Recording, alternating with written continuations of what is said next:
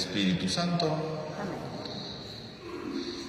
Que el Dios de la vida, que ha resucitado a Jesucristo, rompiendo las ataduras de la muerte, esté con todos ustedes. Hermanos, buenos días a todos. Sean bienvenidos a esta celebración en la que nos reunimos como cada domingo para celebrar el triunfo de Cristo sobre la muerte y así permitir que estos efectos de la resurrección entren en nosotros con la fuerza de su palabra y con la fuerza de sus sacramentos. Vamos a comenzar nuestra celebración invocando la bendición de Dios nuestro Padre y pidiéndole que por medio de la aspersión del agua reavive en nosotros la gracia del bautizo, por medio del cual hemos sido sumergidos sacramentalmente en su muerte redentora. Vamos a decir a cada oración: bendice y purifica a tu iglesia. Padre celestial, que del Cordero inmolado en la cruz haces brotar una fuente de agua viva, oremos. Cristo Jesús, que renuevas la juventud de la iglesia en el baño del agua y la palabra de la vida, oremos.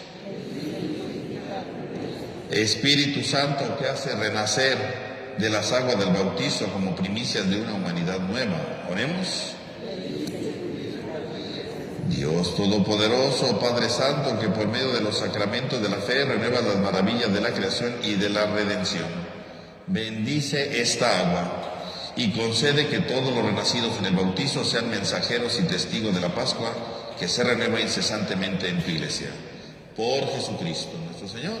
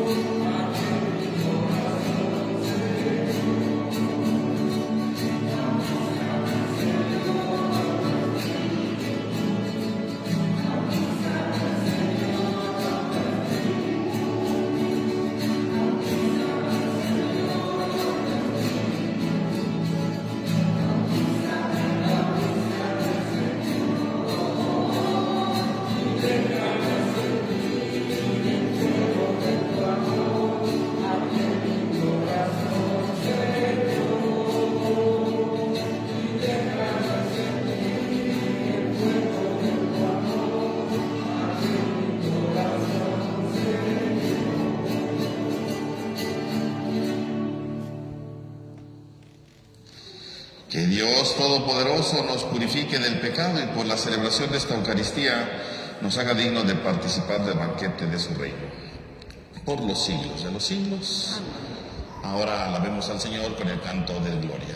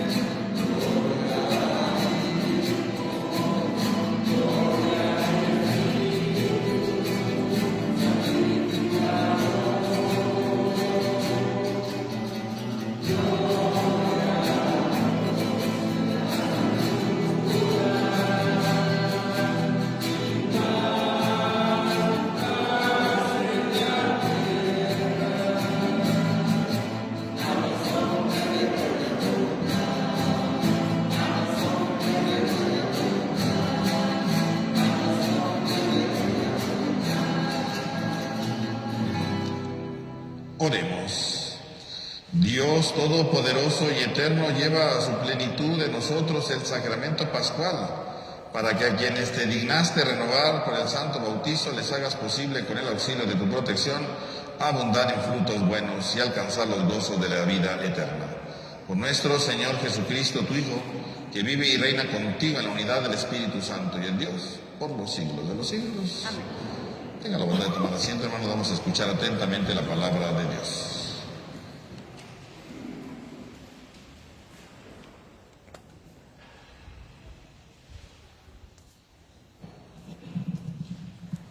Del libro de los Hechos de los Apóstoles. En aquellos días, como aumentaba mucho el número de los discípulos, hubo ciertas quejas de los judíos griegos contra los hebreos, de que no se atendían bien a sus viudas en el servicio de caridad de todos los días. Los 12 convocaron entonces a la multitud de los discípulos y les dijeron: no es justo que, dejando el ministerio de la palabra de Dios, nos dedicamos a administrar los bienes. Escojan entre ustedes 7 hombres de buena reputación, llenos del Espíritu Santo y de sabiduría, a los cuales encargaremos este servicio. Nosotros nos dedicaremos a la oración y al servicio de la palabra. Todos estuvieron de acuerdo y eligieron a Esteban, hombre lleno del Espíritu Santo, a Felipe, a Prócoro, Nicanor, Timón, Parmenas y Nicolás, prosélito de Antioquía. Se los presentaron a los apóstoles y estos, después de haber orado, les impusieron las manos. Mientras tanto, la palabra de Dios iba cundiendo. En Jerusalén se multiplicaba grandemente el número de los discípulos. Incluso un grupo numeroso de sacerdotes había aceptado la fe. Palabra de Dios.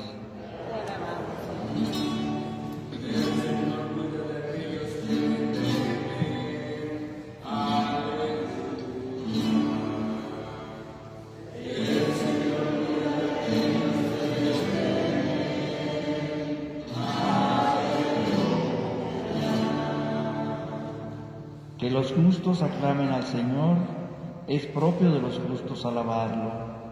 Demos gracias a Dios al son del arpa, que la lira acompañe nuestros cantos.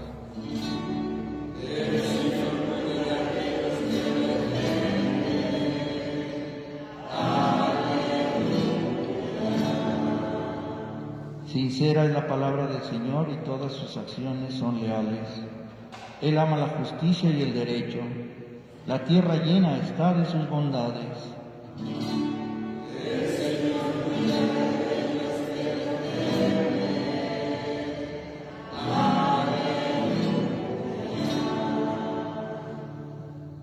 Cuida el Señor de aquellos que le temen y en su bondad confían. Los salva de la muerte y en época de hambre les da vida.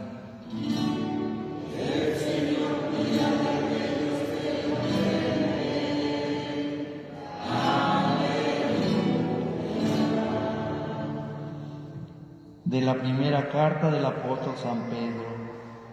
Hermanos, acérquense al Señor Jesús, la piedra viva, rechazada por los hombres, pero escogida y preciosa a los ojos de Dios, porque ustedes también son piedras vivas que van entrando en la edificación del templo espiritual para formar un sacerdocio santo, destinado a ofrecer sacrificios espirituales agradables a Dios por medio de Jesucristo. Tengan presente que está escrito: he aquí que pongo en Sion una piedra angular, escogida y preciosa. El que crea en ella no quedará defraudado. Dichosos, pues, ustedes, los que han creído. En cambio, para aquellos que se negaron a creer, vale lo que dice la Escritura: la piedra que rechazaron los constructores ha llegado a ser la piedra angular, también tropiezo y roca de escándalo. Tropiezan en ella los que no creen en la palabra y en esto se cumple un designio de Dios.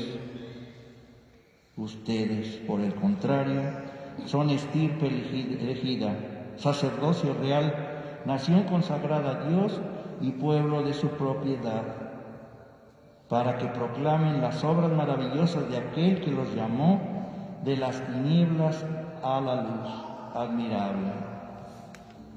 Palabra de Dios.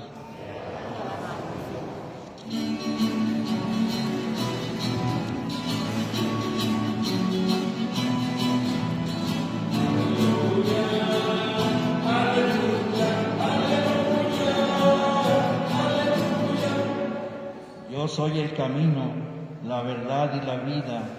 Nadie va al Padre si no es por mí, dice el Señor. Aleluya, aleluya, aleluya,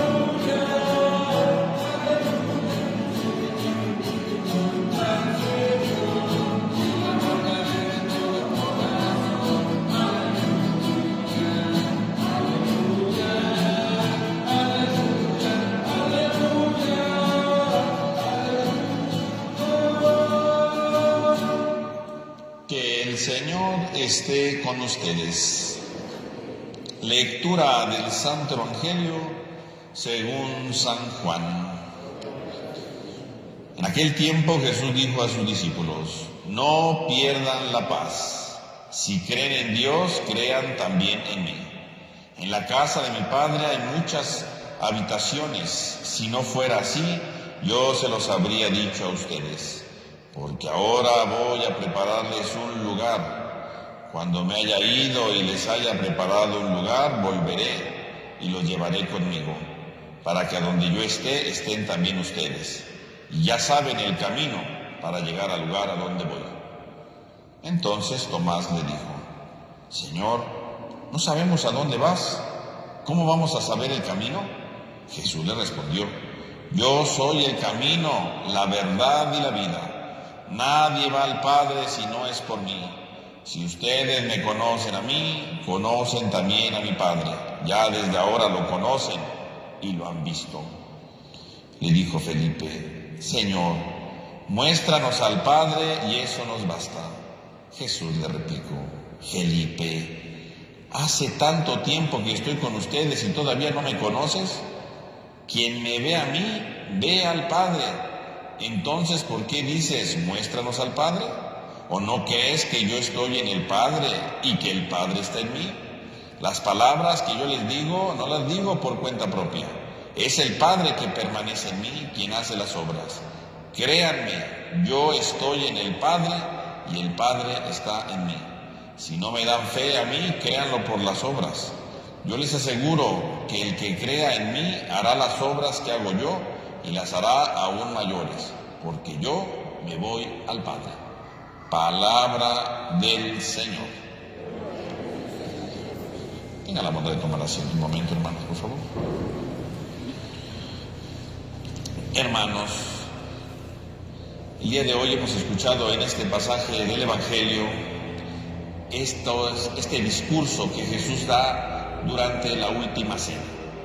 Jesús da este discurso, ¿verdad?, cuando se está despidiendo de sus apóstoles, y se está despidiendo precisamente porque Él ya se va porque va a morir, ¿no?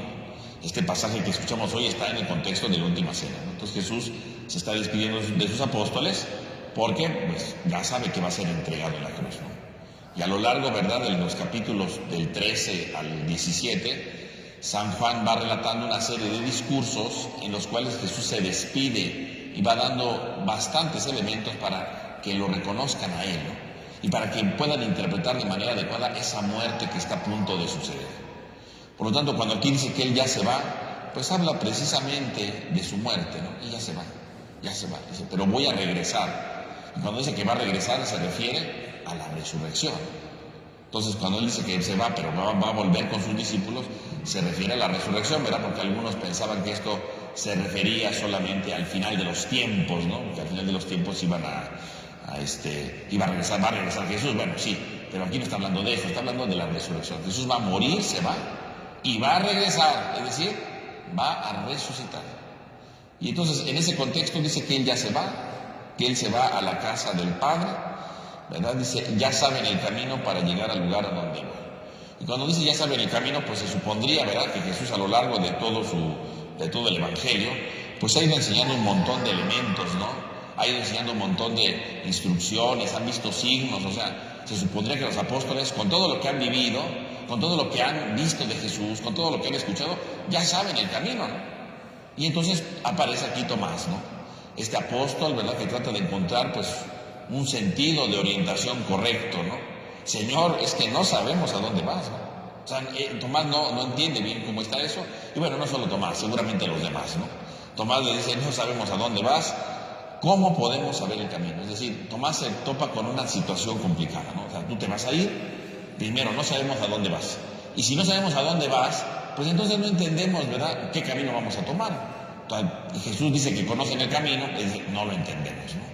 Porque obviamente aquí podemos pensar que a lo mejor Tomás está pensando desde el punto de vista físico, ¿verdad?, desde el punto de vista de coordenadas geográficas, ¿no? Y decir, el camino es este, ¿verdad? Pero no, ¿verdad? Entonces Jesús, para terminar sus problemas, le dice, yo soy el camino, la verdad y la vida. Jesús termina con esto, ¿no? Y entonces Jesús, con estas tres palabras importantísimas, da a entender parte de su identidad y al mismo tiempo da a conocer precisamente no solo quién es Él, sino cuál es el camino o cuáles son las vías para la vida espiritual del cristiano. Jesús se identifica como camino, yo soy el camino. Y ya hablar del camino es precisamente un tema muy importante dentro de la Biblia. No es que Jesús aquí está innovando una nueva palabra, no. Si ustedes ven en algunos salmos, ¿verdad? Señor, muéstranos tus caminos. A lo largo de la historia, los salmos, ¿verdad?, el hombre orante, el hombre de oración, busca constantemente encontrar el camino que Dios le propone. Busca encontrar el camino que el Señor le va diciendo. Busca encontrar el camino que Dios le va iluminando, ¿no? El camino. Muéstranos el camino. Entonces, en el fondo, en los salmos se buscaba precisamente el camino. Muéstranos tus caminos, Señor, ¿no?, porque nos podemos perder, porque nos podemos extraviar. Necesitamos, ¿verdad?, si queremos estar cerca de Dios, encontrar los caminos de Dios. Por lo tanto, podemos ver una tradición dentro de la Biblia de cómo el orante pide a Dios que le muestre sus caminos. Delante de tantas propuestas, delante de tantas opciones, el orante dice, me puedo confundir, puedo equivocar, ¿no? Puedo ir por otro sendero que no es el que Dios me propone. Muéstrame tu camino, ¿no? Incluso en el libro del Deuteronomio, en el 5.º libro de la Biblia, aparece el tema del camino muy marcadamente, ¿no? Aparece la llamada, ¿verdad?, tradición de los dos caminos. Cuando el pueblo de Israel va caminando, ¿verdad?, y en el desierto, ¿verdad?, próximo a entrar a la tierra prometida, ¿verdad?, en medio de esto Dios le dice al pueblo a través de Moisés, delante de ti he puesto dos caminos, uno que lleva a la vida y otro que lleva a la muerte, uno que lleva a la plenitud y otro que lleva a tu perdición. Dios le dice a Moisés y le dice al pueblo, tienes dos caminos. Y con eso, ¿qué es lo que está diciendo Dios? Algo muy importante, que el pueblo tiene la libertad de elegir lo que quiera, porque ciertamente Dios nos ha creado para tener un solo camino, para tener una sola orientación en nuestra vida, y esa sola orientación es precisamente la de la vida, la de la plenitud, la de la transformación. El problema está que existe otro camino, y el otro camino lo puede escoger el hombre si el hombre quiere, porque el hombre es libre, y Dios respeta la libertad del hombre. Por lo tanto, Dios le dice, mira, tienes delante de ti dos caminos, y tú vas a escoger el que quieras. Yo no te voy a obligar a recorrer un camino, tú eres el que quiere. Tú quieres conquistar la tierra prometida, tú quieres efectivamente vivir en ese lugar, entonces tienes que escoger el camino de la vida, tienes que escoger el camino que yo te propongo. Pero si tú quieres otro camino, bueno, pues estás en tu libertad, ¿no? Dios le hace ver entonces al pueblo de Israel que aunque Él los va acompañando, que aunque Él los va guiando en medio del desierto, si quieren llegar a la plenitud, tiene que ser un acto de su libertad, tiene que escoger el camino de la vida. Por lo tanto, fíjense cómo entonces el tema del camino aparece frecuentemente en las Sagradas Escrituras. A lo largo del Antiguo Testamento aparece el tema del camino, entonces. Ahora ya no dice, hay el camino de la muerte o la vida, ya no dice, muéstranos el camino, ¿verdad?, como los salmos. Ahora Jesús se presenta a sí mismo como el camino. Yo soy el camino, yo soy el camino. Jesús se identifica como camino. Así como la semana pasada decía, yo soy la puerta, ¿verdad? Entonces, como diciendo, el que quiere entrar al redil tiene que pasar por mí, ¿verdad? Yo soy la puerta, a través de mí tiene que pasar. Ahora Jesús dice, yo soy el camino. El que quiera tener la vida, el que quiera tener la plenitud, tiene que pasar por mí, tiene que atravesar por mí, yo soy el camino. Jesús, por lo tanto, se presenta como camino. El camino que tiene como meta el Padre, ¿no? Nadie va al Padre si no es por mí. Por lo tanto, Jesús se presenta como camino para llegar al Padre. Y significa que entonces, si Jesús es camino, todo creyente, todo aquel que esté atento, ¿verdad?, a esta palabra, tiene que enderezar su vida para llegar precisamente como camino. Yo soy el camino. Jesús se presenta entonces de manera extraordinaria como ese camino. Y significa que entonces el cristiano, ¿quién es? El cristiano es el que recorre ese camino que es Jesús. El cristiano es el que recorre ese camino que Jesús se está proponiendo. Yo soy el camino. Jesús está proponiendo entonces como camino. El que quiera venir conmigo, el que quiera llegar al Padre, tiene que atravesar por mí. Y entonces, ¿qué significa recorrer el camino? Pues significa ejercitar el amor, ¿no? Significa ejercitar lo que Jesús ha ido haciendo a lo largo del Evangelio. Si yo voy descubriendo lo que Jesús dice en el Evangelio y yo lo voy poniendo en práctica, quiere decir que yo estoy sobre ese camino. Si yo digo, yo no quiero vivir esto que Jesús propone, a mí no me interesa, es más, estoy en contra, entonces yo no estoy en ese camino, estoy quién sabe en qué camino, pero no estoy en el camino que es Cristo. Si yo estoy sobre el camino que es Cristo, quiere decir que entonces me estoy esforzando por vivir lo que Jesús va proponiendo a lo largo de su Evangelio. Y entonces significa que cada vez que yo me esfuerzo, por ejemplo, por ser paciente con alguien, ¿verdad? Dice, es que me desespera, voy a ser paciente. Ese ejercicio de paciencia significa que estoy sobre el camino que es Cristo. Si yo digo voy a tratar de ser más servicial, ¿verdad? Porque a veces me gana la flojera o yo qué sé, ¿verdad? Voy a tratar de ser más servicial, voy a empezar a ejercitar ese servicio en favor de los demás. Significa que yo estoy sobre el camino, que es precisamente Cristo, ¿no? Ahí está el camino, estoy ejercitando el camino, estoy sobre ese camino, porque estoy siendo servicial. Jesús ya lo decía, ¿no? En verdad, yo no vine a ser servido, sino a servir. El camino del servicio es el camino de Cristo, ¿no? Entonces, si nosotros nos damos cuenta, cada vez que nosotros vamos, ¿verdad?, ejecutando, ejerciendo, poniendo en práctica el Evangelio, yo estoy sobre el camino que es Cristo. En segundo lugar, dice, yo soy la verdad.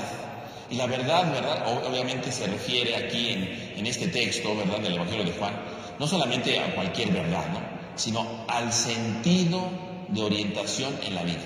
Todos nosotros, en el fondo, buscamos la verdad. Todos buscamos la verdad. El problema de nuestros tiempos, ¿verdad?, en este tiempo que nos toca vivir, es que hoy se habla de una cosa que se llama relativismo. ¿Qué es relativismo?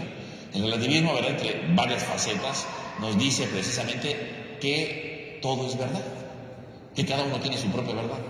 Tú dices eso, es tu verdad, te respeto. Tú dices lo otro, pues esa es tu verdad, yo te respeto. El problema de esa opción que hoy aparece es que entonces todos tenemos la verdad. Entonces, si yo opino algo, aunque los demás estén en contra, los demás no pueden estar en contra de mí. ¿Por qué? Porque es mi verdad. Y yo quiero mucho en esa verdad, ¿no? Pero el problema de esa postura, entonces, ¿qué significa?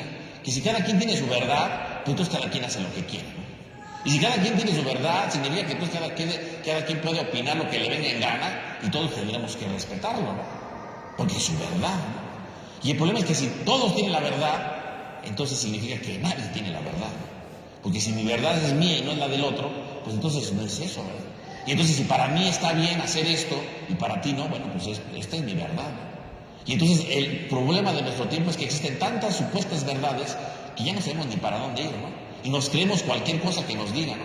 Es que vamos a apoyar esto, vamos a apoyar lo otro, y todos decimos, pues sí, pues es su verdad, ¿no? Y entonces ya no existe la verdad. Jesús no dice yo soy una verdad, yo soy la verdad. Jesús es la auténtica verdad. El que va por el camino que es Cristo se encuentra con la auténtica verdad, con lo que realmente le da sentido a la vida del hombre, con lo que realmente orienta la vida del hombre. No es de buscar mi propia verdad, ¿no? Porque entonces mi verdad es destruir, pues es mi verdad, ¿no? Pero ese no es el camino de Cristo, ese no es el camino que conduce al Padre. Es que mi verdad es la mentira, ¿verdad? ¿Qué tiene de malo? Yo quiero engañar a todo el mundo y esa es mi verdad. Para mí está muy bien mentir, porque salgo adelante de todas mis empresas. Bueno, pues es esa tu verdad, ¿no? Es que mi verdad es ser un corrupto de primero y robar cosas. Respéteme, es mi verdad. No, Jesús no dice eso. Yo soy la verdad. La única verdad, dice, es Cristo. El único que le da sentido, le da orientación a la vida del hombre es Cristo. Si el hombre quiere llegar al Padre, si el hombre quiere llegar a la verdadera felicidad, solamente tiene que seguir el camino que es Cristo y escuchar su verdad, la auténtica verdad que es Cristo. No la que nos propone el mundo, no la que se nos ocurre a nosotros, porque entonces, si cada quien tiene su propia verdad, significa que entonces hay muchos caminos. Pero el único camino que lleva al Padre, lo dice Jesús, es Cristo. Nadie va al Padre si no es por mí.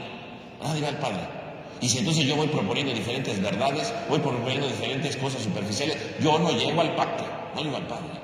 Que si yo busco la salvación y si yo busco el sentido de mi vida, no puedo estar con verdades superficiales, con verdades pasajeras. La verdad no es pasajera, la verdad es total, es absoluta, es plena y conduce al hombre hacia eso. ¿Y quién es la verdad? Dice Cristo, yo soy la verdad, yo soy el que te orienta en la vida. Y por lo tanto, cuando escuchamos cada domingo la palabra de Dios y escuchamos cada domingo las enseñanzas del Evangelio, en el fondo, ¿qué estamos haciendo? Escuchando la verdad, lo que le da sentido a la vida del hombre. Porque lo que da sentido a la vida del hombre no es la guerra, lo que da sentido a la vida del hombre no es la envidia, lo que da sentido a la vida del hombre no son las peleas, lo que da sentido a la vida del hombre no son los engaños, las estafas, eso son cosas superficiales que se acaban, que se desvanecen, que se destruyen. Cristo se presenta como la auténtica verdad, y si Cristo es la auténtica verdad, entonces significa que la medida que lo escucho y lo pongo en práctica, no solo camino por el camino de Cristo, sino descubro la verdad que verdaderamente da sentido al hombre. Porque Cristo nos señala para qué hemos sido creados. No hemos sido creados para robar, no hemos sido creados para matar, no hemos sido creados para destruir a nuestro hermano. Hemos sido creados para amar. Y Cristo va mostrando las diferentes facetas y las diferentes formas de ejercer ese amor para caminar por el único camino que es Cristo, a través de la única verdad que es Cristo. Yo soy el camino, la verdad y la vida. Termina la verdad con la palabra vida. Y la vida, ¿verdad? Aquí, pues obviamente no se refiere a la vida física, ¿verdad? Biológica, sino a la vida en plenitud, ¿no? La persona que encuentra sentido en su vida, en su forma de ser, ¿no? Que encuentra el auténtico sentido de lo que hace, que se siente realizado con lo que hace. Esa es la vida a la que habla Jesús aquí, ¿no? La vida, ¿no? El darle sentido a la vida, ¿no? El darle sentido a su forma de ser, el darle sentido a su realidad, ¿no? A eso se refiere aquí. Yo soy el camino, la verdad y la vida. Si ustedes lo piensan bien, también el tema de la vida aparece desde el primer libro de la Biblia, ¿no? Cuando le dice Dios, ¿verdad?, que en el árbol, ¿verdad?, en el centro del jardín puso el árbol de la ciencia, del bien y del mal, y el árbol de la vida. Lo puso ahí en el centro. ¿Por qué puso el árbol de la vida en el centro? Porque la vida es lo importante para el hombre. El hombre fue creado para vivir. El hombre fue creado para encontrarle sentido a la vida. El problema es que cuando el hombre pecó, perdió el sentido de su vida. Confundió el sentido de la vida con cosas pasajeras, confundió las cosas de la vida con cosas negativas, confundió el sentido de la vida con cosas destructivas. Ese es el problema. Y por eso entonces el hombre ya no pudo comer de ese árbol que estaba en el centro, que estaba ahí para que el hombre viviera, para que le encontrara sentido, para que le encontrara plenitud. Bueno, ese árbol que no pudo comer el hombre en el libro del Génesis, ahora Jesús viene y dice, yo soy la vida. Yo soy el que viene a darle sentido a la vida. Y quiere decir que si yo recorro el camino de Cristo, el camino que es Cristo, más bien dicho, si yo recorro el camino que es Cristo, llego al Padre. Y cuando yo recorro ese camino, encuentro la auténtica verdad, lo que realmente ilumina mi vida, es mi auténtica vocación. Cristo es la verdad. Y cuando recorro el camino que es Cristo y descubro la verdad, descubro que entonces mi existencia tiene sentido. Descubro que mi existencia tiene una razón de ser. Encuentro la verdadera felicidad porque Cristo también en ese camino está la vida. Cristo es la vida, es el que quiere darnos plenitud. Y esto es posible precisamente porque Cristo resucitó. Si Cristo resucitó y venció a la muerte es precisamente para que tengamos un camino, para que no nos desviemos por otros senderos. Si Cristo resucitó y venció a la muerte es para descubrir la auténtica verdad y no las verdades superficiales de este mundo, las verdades relativas. Y si Cristo resucitó es para darnos vida, sentido en nuestra historia, sentido en nuestro caminar, felicidad auténtica, ¿verdad?, goce auténtico de nuestro ser, para que efectivamente en Cristo tengamos la vida, la plenitud, que comienza desde ahora y se prolonga para la eternidad. Pues pidamos, mis hermanos, a la luz de este texto, que efectivamente estas palabras, yo soy el camino, la verdad y la vida, no se queden solamente como un bello eslogan, ¿verdad?, una bella frase de Jesús, sino se convierte en nuestra vida. Y ayúdanos, Señor, a recorrerte, tú que eres camino. Ayúdanos, Señor, a escuchar tu verdad para descubrir nuestra identidad y ayúdanos a estar en la vida, porque solamente tú le puedes dar sentido a nuestro caminar por esta vida, por este mundo. Que así sea.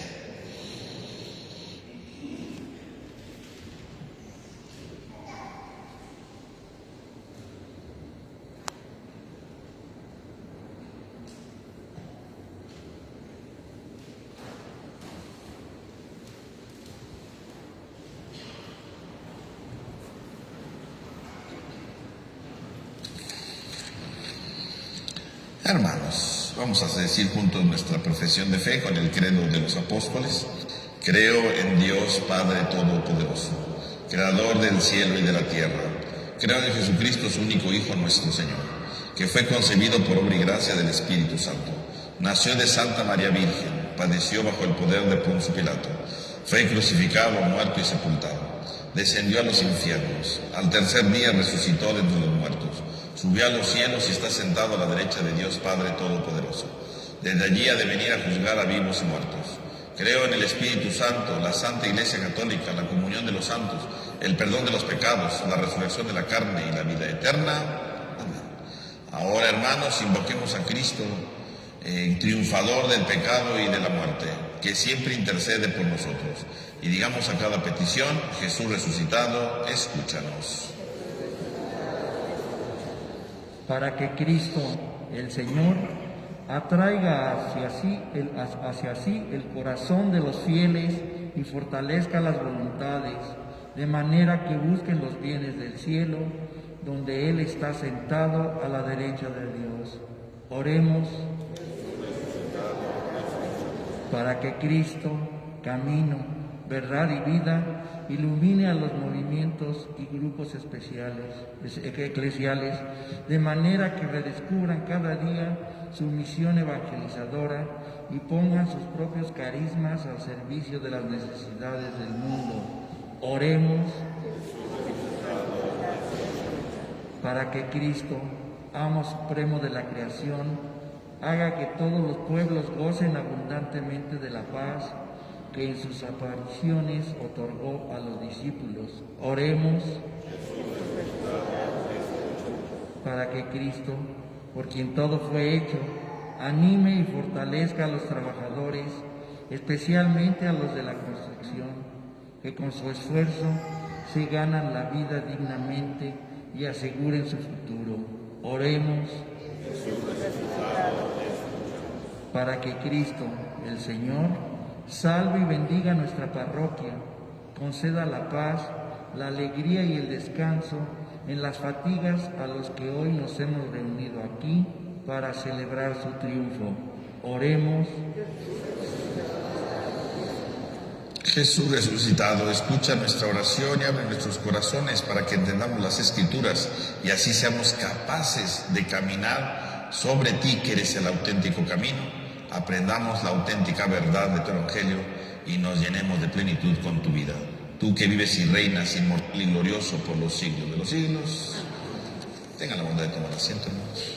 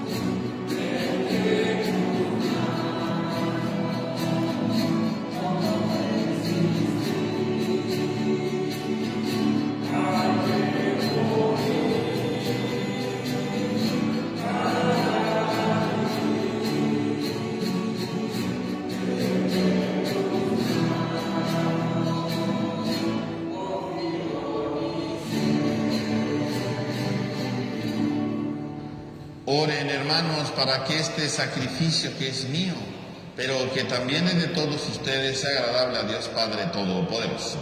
Que el Señor reciba de tus manos este sacrificio, para alabanza y gloria de su nombre, para nuestro bien y el de todos. toda su santa iglesia. Dios nuestro, que por el santo valor de este sacrificio nos hiciste participar de tu misma y gloriosa vida divina, concédenos que así como hemos conocido tu verdad, de igual manera vivamos de acuerdo con ella. Por Jesucristo nuestro Señor. Que el Señor esté con ustedes. Levantemos el corazón. Demos gracias al Señor nuestro Dios. En verdad es justo y necesario, es nuestro deber y salvación glorificarte siempre, Señor, pero más que nunca en este tiempo en que Cristo, nuestra Pascua, fue inmolado, porque Él, con la oblación de su cuerpo en la cruz, llevó a su plenitud los sacrificios de la antigua alianza, y al entregarse a ti por nuestra salvación, quiso ser al mismo tiempo víctima, sacerdote y altar. Por eso, con esta efusión del gozo pascual, el mundo entero se desborda de alegría. Y también los coros celestiales, los ángeles y los arcángeles cantan sin cesar el himno de tu gloria.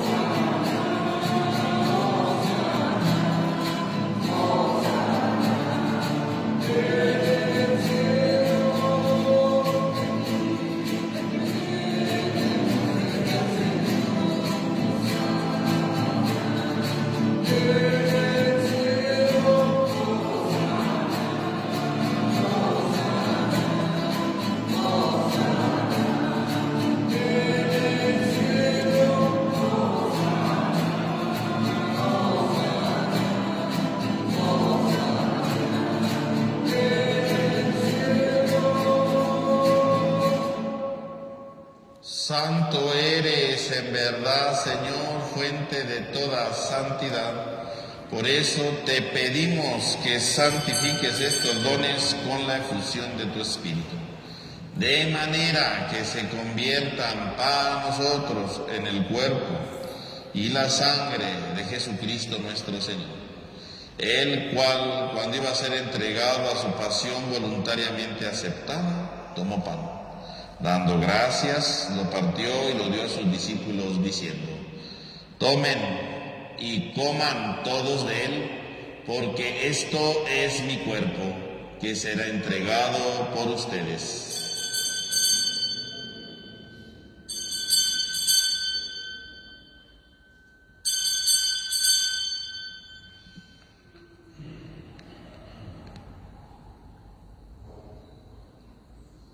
Del mismo modo, acabada la cena, tomó el cáliz. Dando gracias de nuevo, lo pasó a sus discípulos diciendo: tomen y beban todos de él, porque este es el cáliz de mi sangre, sangre de la alianza nueva y eterna, que será derramada por ustedes y por muchos para el perdón de los pecados. Hagan esto en conmemoración mía.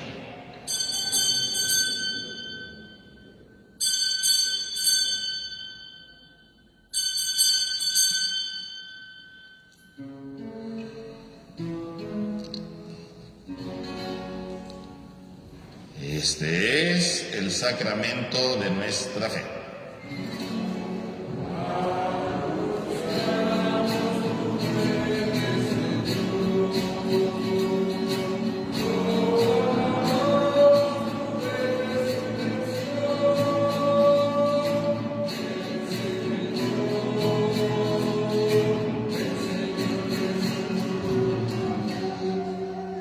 Así pues, Padre, al celebrar ahora el memorial de la muerte y resurrección de tu Hijo, te ofrecemos el pan de vida y el cáliz de salvación, y te damos gracias porque nos haces dignos de servirte en tu presencia. Te pedimos humildemente que el Espíritu Santo congregue en la unidad a cuantos participamos del cuerpo y sangre de Cristo. Acuérdate, Señor, de tu iglesia extendida por toda la tierra, y reunida aquí en el domingo, día en que Cristo ha vencido a la muerte y nos ha hecho partícipes de su vida inmortal. Y con el Papa Francisco, nuestro obispo Jorge y todos los pastores que cuidan de tu pueblo, llévala a su perfección en la caridad. Acuérdate también de nuestros hermanos que se durmieron en la esperanza de la resurrección, y de todos los que han muerto en tu misericordia, admítelos a contemplar la luz de tu rostro. Ten misericordia de todos nosotros, así con María, la Virgen Madre de Dios, San José su esposo, los apóstoles y cuantos vivieron en tu amistad a través de los tiempos, merezcamos por tu Hijo Jesucristo compartir la vida eterna y cantar tus alabanzas. Por Cristo, con Él y en Él, a ti Dios Padre omnipotente, en la unidad del Espíritu Santo, todo honor y toda gloria por los siglos de los siglos. Fieles a la recomendación del Salvador y siguiendo su divina enseñanza, nos atrevemos a cantar.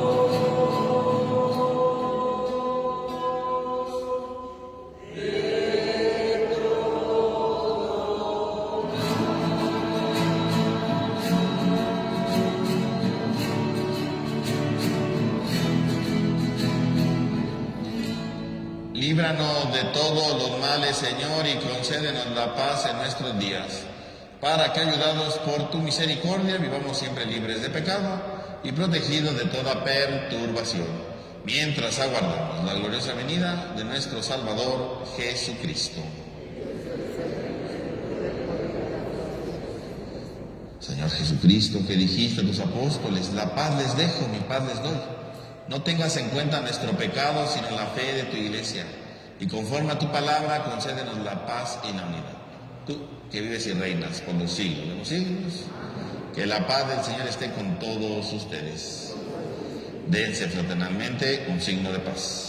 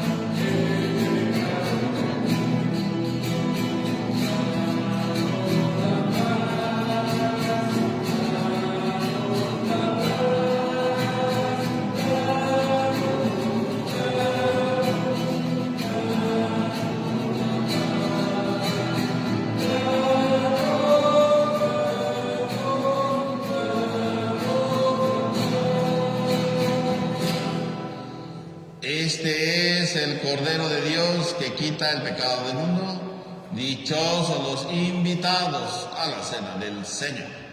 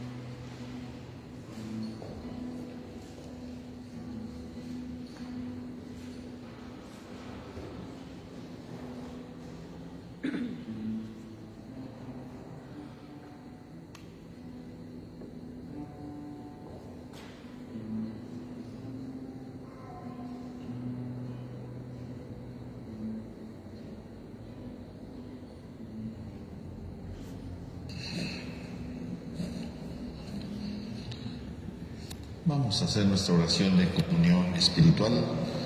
Creo, Señor mío, que estás realmente presente en el Santísimo Sacramento del altar. Te amo sobre todas las cosas y deseo ardientemente recibirte dentro de mi alma. Pero no pudiendo hacerlo ahora sacramentalmente, ven al menos espiritualmente a mi corazón, como si ya te hubiese recibido. Me abrazo y me uno todo a ti. Oh Señor, no permitas que me separe de ti. Oremos. Señor, muéstrate benigno con tu pueblo, ya que te dignaste a alimentarlo con los misterios celestiales, hazlo pasar de su antigua condición de pecado a una vida nueva.